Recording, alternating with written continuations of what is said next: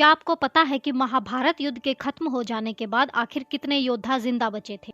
और क्या कोई कौरव पक्ष का योद्धा भी जिंदा बचा था या नहीं? चलिए इन सवालों के जवाब आज हम आपको देते हैं। कौरव और पांडवों की सेना 18 अक्षौहिणी सेना थी, जिनमें कौरव की 11 और पांडवों की 7 अक्षौहिणी सेना थी। एक अक्षौहिणी सेना में 21,870 हाथी, 21,870 रथ और 65,610 घोड़े और 1,09,350 पैदल होते थे। अब आपको बता दें कि इतनी विशाल सेना में से सिर्फ 18 लोग ही थे जो युद्ध के बाद जिंदा बचे थे और उनमें से 3 तो कौरव पक्ष के योद्धा थे। तो चलिए जानते हैं वो कौन कौन थे। कृपाचार्य। महाभारत के युद्ध में कृपाचार्य जीवित रह गए थे क्योंकि उन्हें चिरंजीवी रहने का वरदान प्राप्त था। कृपाचार्य अश्वत्थामा के मामा और कौरवों के कुलगुरु थे। महाभारत युद्ध में कृपाचार्य कौरवों की ओर से सक्रिय थे।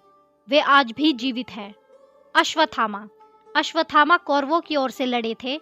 गुरु द्रोणाचार्य के पुत्र अश्वत्थामा के मस्तिष्क पर अमूल्य मणि विद्यमान थी, जो कि उसे दैत्य, दानव, देवता, नाग आदि से निर्भय रखती थी। यही कारण था कि उसे कोई भी मार नहीं सकता था। उसे श्री कृष्ण ने कलयुग के अंत तक पृथ्वी पर ही भटकने का श्राप दिया था। महाराज धृतराष्ट्र के एक पुत्र युयुत्सु ने पांडवों की ओर से लड़ाई की थी। युयुत्सु राजा धृतराष्ट्र के वैश्य दासी महिला से उत्पन्न पुत्र थे। माना जाता है कि युयुत्सु के वंशज आज भी मौजूद है। सत्यकी। महाभारत युद्ध में सत्यकी पांडवों की ओर से लड़ने वाले योद्धा थे। सत्यकी ने कौरवों के अनेक उच्च कोटि के योद्धाओं को मार डाला था। कृतवर्मा यादव थे और यह भोजराज हृदिक के पुत्र तथा कौरव पक्ष के अतिरथी योद्धा थे। मथुरा पर आक्रमण के समय श्री कृष्ण ने कृतवर्मा को पूर्वी द्वार की रक्षा करने का भार सौंपा था। कृतवर्मा के बाण ने मंत्री कूपकर्ण को हराया था।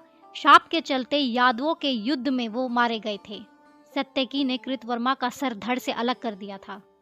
कौरवों की तरफ से 3 और पांडवों की तरफ से 15 यानी कि कुल 18 योद्धा जीवित बचे थे। जो योद्धा कौरव की ओर से थे वो 3 योद्धा थे, कृतवर्मा, कृपाचार्य और अश्वत्थामा, जबकि पांडवों की ओर से युधिष्ठिर, अर्जुन, भीम, नकुल, सहदेव, श्री कृष्ण, सत्यकी आदि बचे थे।